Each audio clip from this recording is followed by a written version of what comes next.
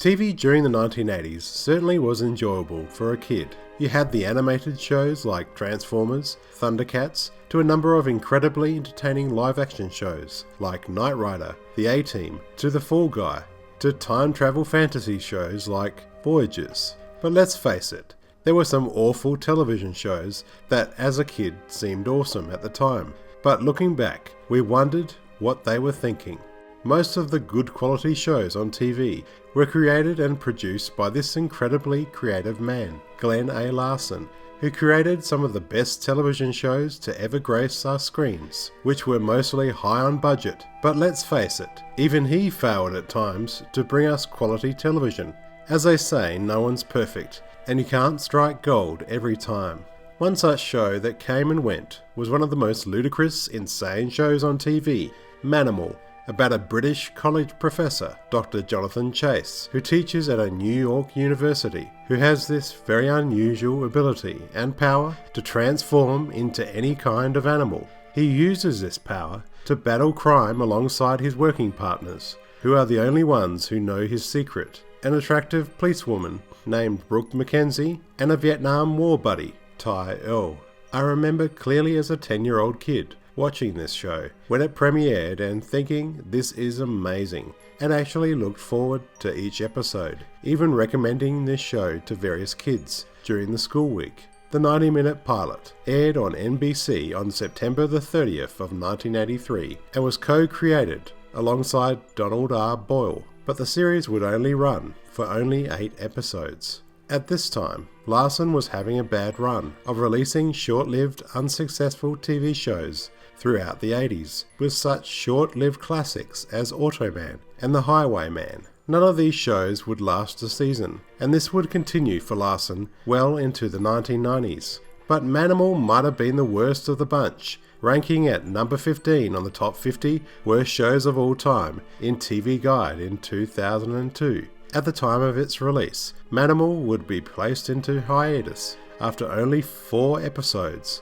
The show would return to NBC's fall lineup, and only 3 more episodes would be produced before the show was cancelled. One reason for Manimal being so short-lived, it was being scheduled opposite CBS's most popular show, Dallas. Not only Manimal, but 8 other shows on NBC ended well before their first seasons. Manimal would star Simon McCorkindale as Dr. Chase. McCorkindale was a British actor, film director, writer and producer. His most famous roles was in the movie Death on the Nile in 1978. He moved to the US, appearing in a number of films, including The Sword and the Sorcerer in 1982, and a role in Jaws 3D in 1983. His most long-running role was in the popular soap drama Falcon Crest. Melody Anderson played Brooke Mackenzie.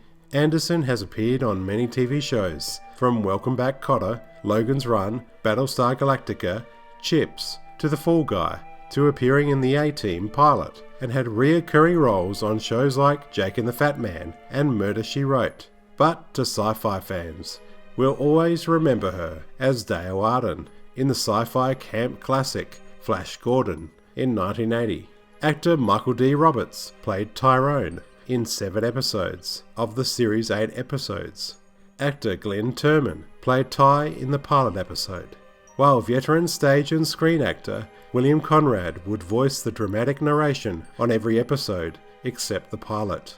Every week on Manimal, we would see Dr. Jonathan Chase transform into any animal. He could transform into a hawk, a panther, and also transform into a third animal like a horse, dolphin or bear. The transformations would usually take place on screen, but his transformations into a snake would usually take place off screen.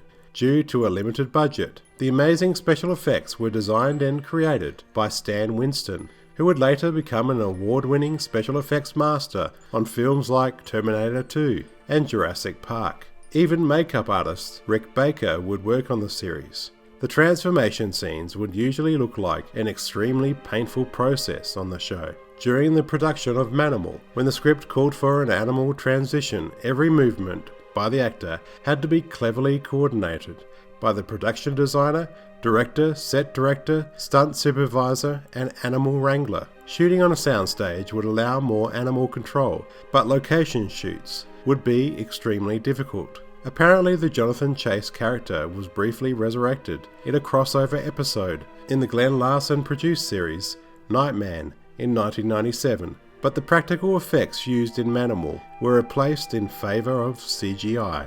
1983 was truly a bad year for creator Larson, and the year was nicknamed the no-hitter year. His other show, Automan, would also be short-lived and last less than one season. Manimal was truly awful. The concept was ridiculous, but the show was strangely very watchable and entertaining, especially for a 10-year-old boy like myself during 1983. Glenn Larson has received a lot of flack for his brand of shows, which were criticised as lacking originality and just being knockoffs of major films. Science fiction writer Harlan Ellison even once referred to Glenn Larson as Glenn Larceny because he thought he lacked any true originality. This to me is extremely unfair because we're talking about the guy who gave us amazing shows like Battlestar Galactica, Buck Rogers in the 25th Century, The A-Team, and Knight Rider. He was practically responsible for my upbringing. I'm sure my subscribers would agree with me here. Manimal was definitely not one of the finest achievements, but I gotta say, the show is incredibly unique for its time and has become a cult favourite in syndication. My name's Jonathan. Thanks for watching. If you enjoyed this video and like what you see on my channel, please subscribe, and if you would like to become a patron on my Patreon, click on the link below.